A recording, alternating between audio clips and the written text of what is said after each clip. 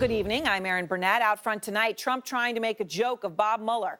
The president's top two attorneys, Jay Sekulow and Rudy Giuliani, taking 3 hours out of their day not to work on the very serious Mueller investigation itself. An investigation, let's remember, that Giuliani has explicitly said he fears could lead to possible impeachment proceedings against the president of the United States. No, taking 3 hours to guest host a radio show. And to be specific, I'm talking about Sean Hannity of Fox News' radio show. Hey, welcome to the Sean Hannity Show. Jay Sekulow and Mayor Rudy Giuliani. How about that? Giuliani and Sekulow. Isn't that nice? That is. We could start all kinds of speculation. Sure, speculation that the president's lawyers are trying out to become the next famous duo, like an Abbott and Costello or a Click and Clack or Key and Peele. Well, listen for yourself to some of the questions that Rudy and Jay decided to take from callers. Speaking in regards to Hillary Clinton, we have proof for that. And why are we not pursuing that? Why is not AG Sessions pursuing those criminal acts? You got a little rain going on there, Peter. Sounds like I'm a drummer. You're either keeping a really steady beat, or you get right, or a click, or you got your wipers on. It's one of the two. I suspect it's your wipers. I just got to know that after this is over, that you guys are really going to drop the hammer on some of these people. I mean, Comey, Mueller, all these other people. Well, look, I mean, I have some experience with government officials that have not done appropriate conduct. They should be looking and investigating and charging Barack Obama with abuse of power. What do you think, Rudy? I don't want to jump that far. I don't think you could. I would agree with you. It is crying out for an investigation. Crying out for an investigation. Happy to entertain all those sorts of questions, right? And even when Rudy and Jay were talking about something that was germane, like their negotiations with Bob Mueller about an interview with the president of the United States and the Russia investigation, there was sort of a similar sideshow that kept going on. We're not going to tell you what we have said, even though Rudy wanted to the other day. But a reporter... I was afraid to get mad at me. Joking and teasing about their letter to the special counsel with their negotiation points about an interview with the president of the United States. We're not going to tell you his playground talk, which is much like the president's cryptic tweet yesterday, a quote, "stay tuned" cliffhanger. Remember how at the end he said, "stay tuned"?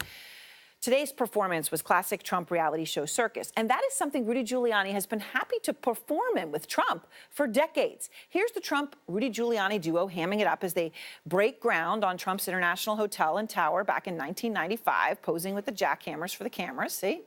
And then there's this unforgettable skit that they did in the year 2000. You know, you're really beautiful. And a woman that looks like that has to have her own special scent. Oh, thank you. Maybe you could tell me what you think of this scent. Just to be clear, that was Rudy Giuliani. Both men also attempting to make folks laugh, hosting Saturday Night Live. But this is not a joke. Mueller's investigation has charged 32 individuals and 3 companies. 26 of them are Russian. Caitlin Collins is out front live in Berkeley Heights, New Jersey, where the president, of course, is on his working vacation. And Caitlin, we've long heard an echo between the president and his lawyers and Fox News. But now, literally, we're talking about fill-in guest hosts.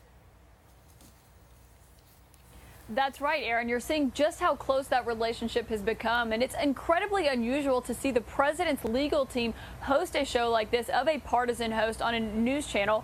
But that is exactly what we're seeing play out. But, Aaron, also what we witnessed today is just how much Rudy Giuliani and Jay Sekulow are not only doing the president's legal work when it comes to the Russia investigation, they are also handling the PR for all of this. They are making a lot of the arguments that we've heard President Trump make. Rudy Giuliani had dinner with President Trump last night, and you heard him run through the list of things that the president has said, not only about the special counsel's investigation, but also about Jeff Sessions and Hillary Clinton and the like. That is what we heard today. But of course, Aaron, you see those other events today that really show just what Rudy Giuliani is doing here and trying to make this public case for the president and why they think this investigation is a witch hunt.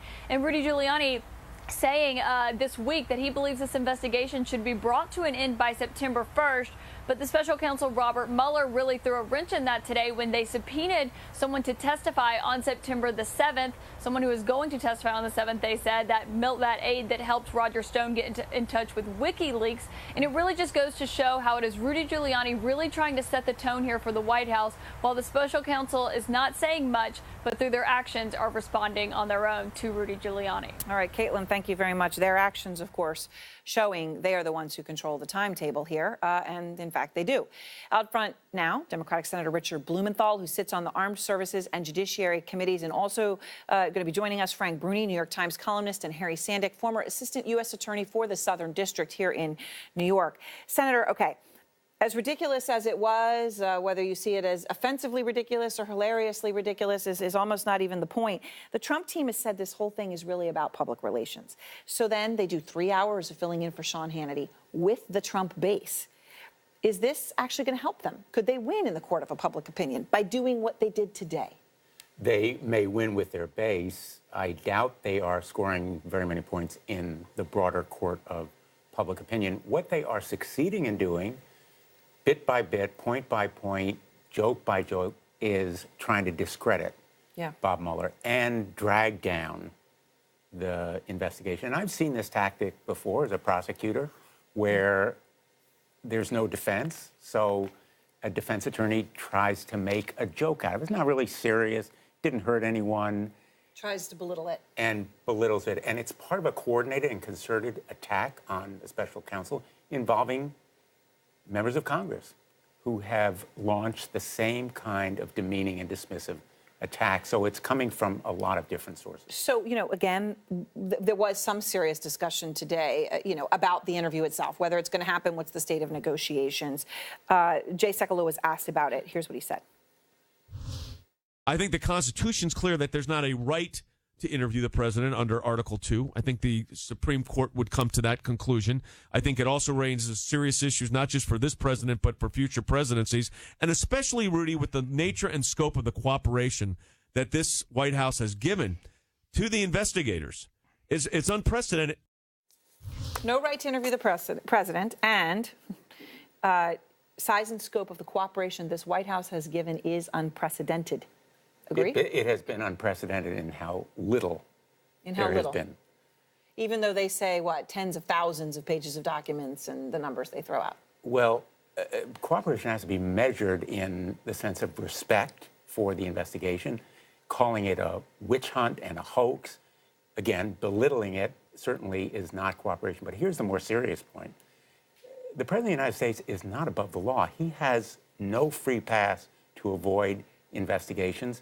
Brett Kavanaugh has raised the question of whether, in fact, the president should be subpoenaed. But the United States versus Nixon case, unanimously decided by the Supreme Court, said, in effect, the president's not above the law. He can be subpoenaed, and that subpoena will be upheld, Jay Sekulow notwithstanding. It'll be amazing to see if that comes to a test. I mean, Harry, when you hear all this, again, let's go back to this, when they say hoax and witch hunt, which, by the way, they said that today, right? That's just par for the course at this point. 32 individuals have been charged, 26 of them Russian, 6 of them American.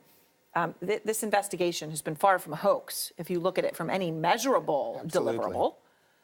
Absolutely right. And in fact, we see now, even as the Manafort trial of the president's former campaign manager proceeds towards the end of the government's case and then towards defense case and verdict, we see parallel to it the investigators continuing to look at Roger Stone, subpoenaing one of his close associates today. Another of his associates has been subpoenaed and has said that he'd rather take contempt than testify, and that's going to now be appealed from a district judge to an appeals judge. So even while he's working on the trial, Mueller team, the Mueller team's also pursuing all these other leads. It's far from a witch hunt. There are many open leads of investigation. And yet you have the top 2 attorneys. Now, we do have the Raskin couple who are working on this, and maybe they're the ones doing all the work. But the top attorneys that the president sees, that we all see, this is how they spent 3 hours of their day. Well, because this joking around, talking about Obama being, or Hillary, whatever it was, right? Well, as you mentioned earlier, this is a public relations campaign. I mean, Rudy Giuliani is not doing much lawyering at all. He's doing a lot of spokesman duties. Yes. And he is out there day after day, hour after hour, with the most jocular manner possible, because he's trying to say what we have nothing to worry about here. But this last week has been fascinating, because the way you knew that Mueller's investigation would not wrap up nor findings be announced by September 1st was the moment Rudy Giuliani said that must be the deadline. He was setting up something fake that could not possibly be met so that they have a new club to bang Mueller with. You know, the same deal goes with the questions they said he won't answer. They're exactly the questions that Mueller would want to ask him. So they're sort of setting these tests, these deadlines, et cetera. Why did you fire Jim Comey? It doesn't get more basic than that. They want to take that off the table. They're setting Mueller up to fail their ridiculous tests so they can say, see, witch hunt, and continue the refrain.